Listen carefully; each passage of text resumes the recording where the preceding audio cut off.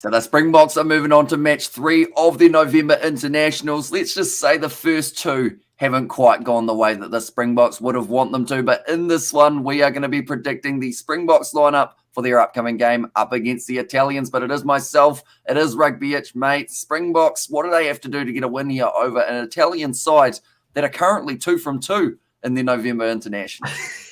Exactly. I mean, we would be actually more frightened or scared maybe of this Italian side than normal. But no, I mean, they were very impressive last week against the Wallabies. But yeah, the Springboks just haven't done the job in the Autumn International so far, and hopefully this game can kind of be a kickstarter really for them in terms of turning it around, and then hopefully ending the tour essentially with a win against England the following week. Alrighty, so the big question is whether or not we've made a whole heap of changes in our starting lineup and reserves for this game. You'd have to say it should be the easiest game of the series for the Boks, but the way that Italy are playing, maybe they can't afford to make as many changes as they would have first anticipated. But looking through front row, who have you gone with in your Springbok side? Yeah, so for my number 1, I mean, look, with my front row actually entirely, I wanted to make a lot of changes here to what I did last week, but I actually felt that the front row against the French was kind of evenly matched in that sense. And the changes that I'm making essentially is going with Oxen Che at number 1.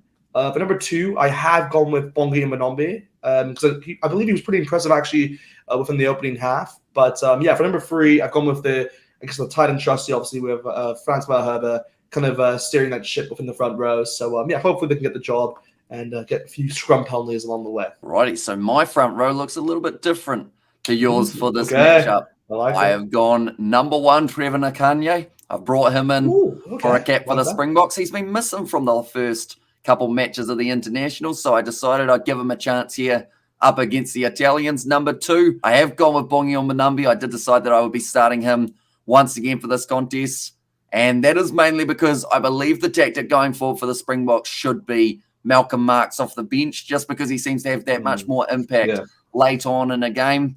And even though he brings an impact early on in a fixture, I feel like closing out a match, we've seen that the Boks, with a few of their subs, they can really pick up momentum in the last 20 minutes of a matchup. I think Malcolm Marx can certainly help towards that momentum. And then at number 3, I have gone Thomas Dutoy as my other player in the Springbok front row. So a player probably not too many people have thought about, seeing as they've got Malharba. Also, I guess to an extent, Trevor Nakanya could play tight head prop as well. You got Vincent Koch, who is coming off the bench normally for the Boks. So I decided I'd give Thomas Dutoy a crack as my tight head prop. But now looking through at the locks, I have decided to stick with Ebenetzebeff at number 4 just to really bring that physicality up against the Italians. I was trying to remember when the last time that man's come off the bench rather than starting. It's a rarity. So because of that, I decided I had to have him in the starting lineup if I was to have him anywhere in this matchup. And then at number 5, I have gone with Marvin Oree, giving him another crack. Ooh, okay. I like that a lot. Like, why have you selected him over, the likes of maybe Franco Mostert? I have decided that Mostert, I'm going to have him as my versatile player to come off the bench so that he can either go as one of my loose forwards or maybe slot into the locking duo if need be. But I decided with the fact that he plays multiple positions, he may be a bit more useful for me coming off the bench rather than in the starting lineup. No, I like it. I like it a lot, actually. With my locks, I have gone with the tight and trusty with the likes of, Ebenetzebeff, of course, has a lot of experience under his belt, so I had to go with him. And for his partner in crime, I have decided to go with Franco Mostert. I mean, it was a tough call because I could have gone with the likes of Marvin Oree, but like yourself, I kind of have maybe him off the bench. So, that's the reason why I've gone with Franco Mostert there. So now we move on to the loose forward trio. Now, at the point of us filming this video, we don't know if Pieter-Steph du Toit has got a suspension. We don't know the extent of whether or not he's going to be able to play for any of the rest of the November internationals. But for me, either way, I have taken him out of my starting lineup. But first of all, number 6, I've gone with the captain, Sia Khaleesi. Left him in there. I feel like this could be a big game for him up against Italy. He's been quiet in a couple of the other matches compared to what we saw in the Rugby Championship. This is his moment to really show everyone what he can do. Of course, scoring a try, though, last week up against the French. And in emphatic fashion, kind of had a similar dive to Ardi Savia. That must just be a captain's thing. Like you just decide to fly like a Springbok. But now, number 7, I've gone Kwaka Smith. I've given him the spot in the starting lineup. He's a dangerous player off the bench. any opportunity that he gets. And I feel in the starting lineup, he can also be just as effective. And then number 8, the people have been asking for it for a very long time. If he doesn't get the opportunity now, I don't see what they're doing with him in the box squad rather than having him in South Africa. Giving him minutes under his belt. Ivan Ruas as my number 8. Yeah, no, I like the selections a lot there, particularly the number 8. Similar to yourself, I have gone with the likes of Sia Khaleesi at number 6. I mean, you have to, obviously.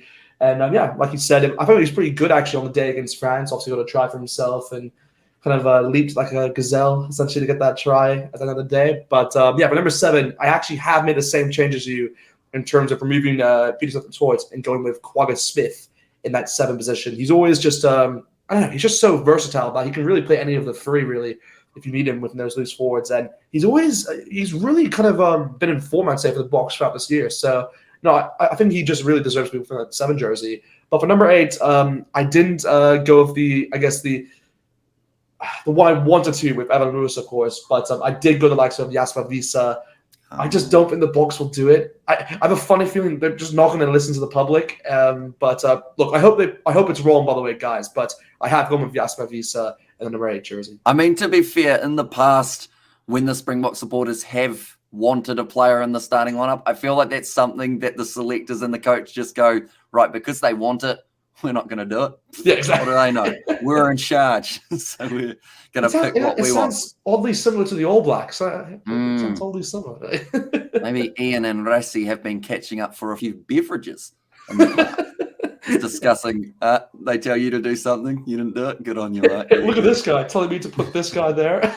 We're going to put Chisel and Colby at number 8 just to really throw them off. Exactly. Throw us all off. But now, moving on to the backline, where I assume we have both got a few changes possibly for this match up against the Italians. For myself, at the 9-10 combo, I've got 2 changes from what they had last week. Number 9, I have gone with Kobus Reinach. I like what he did off the bench in that last matchup, and I feel like the way that he plays is a great attacking style compared to the kicking that we normally see from Faf de Klerk, and also that similar kicking game a little bit for Jaden Hendricks. He's getting sculpted slowly more and more like de Klerk, but I feel like going away from that style might actually benefit the Boks a little bit more, getting it out the back line, and Kobus Reinach can certainly do just that. Then at number 10, I've gone with a change that a lot of people want to see, which is why they probably won't do it, but I've gone Manie Libbok at fly half as my number 10. No, I like it. Yeah, so for number 9, I have actually gone with Jaden Hendricks here. The opposite to what you said. I kind of want them to enforce more kind of the Bok tradition in terms of going for the high ball, because that's kind of what that's the style of rugby that we Boks play. So I just feel like you have to influence that a bit more. And I feel it's kind of a good way, a good game really to get Jaden obviously back on his feet really, because I know he hasn't. I believe he didn't play the last game if I'm not mistaken, because de Klerk did start with him that one. And Kobus, I believe, came off the bench. So yeah, he just wasn't included at all. So I'm kind of putting him into the limelight within this one, but yeah, hopefully he gets the job done. But for number 10, I have actually stuck with Damien Williams here. Again, it's just a bit of experience in that position now. Kind of want to get more minutes in that as he kind of makes it maybe his own in the time that obviously Handré Pollard isn't there. Because Handré Pollard must not be too far away from coming back, is he? He must be slowly getting closer to being recovered. But Lukhanyo, I think a little bit longer till we see him but actually nominated for Player of the Year, Lukhanyo. I did see, so congratulations to that man. It's a shame that he's not at outside centre, but that transitions us to the centres. Who have you got as your 12 and 13? Nice transition they made. But yeah, for number 12, I have gone the likes of Damien Denande here. I mean, I had to really. There's not really a lot of options in terms of that. In terms of cover, I'd say. Knowing you're going to kind of find a player, it's going to slot in there. No, maybe the lineups you come up with. But yeah, for number 13, I have actually gone with Andre Mesterhuizen here because get a bit of minutes under his belt, and I believe this is where I could be wrong, but we haven't seen him start for the Springboks since a game against Argentina, I believe, back in the Rugby Championship. So hopefully he gets a good. Well, hopefully he plays the whole 80 minutes. But yeah, I just want him to start really, kind of see more action from him. Okay, so for me, you were right to an extent about my number 12. For a start, I did actually have Andre Esterhuizen in my starting lineup with Jesse Krill at number 13. Okay. But then I tried to find my bench players, and I was thinking the same thing about Damien de Allende as I did with Ebenezer. When was the last time that man came off the bench rather than starting? So instead, I have gone Damien de Allende as my number 12.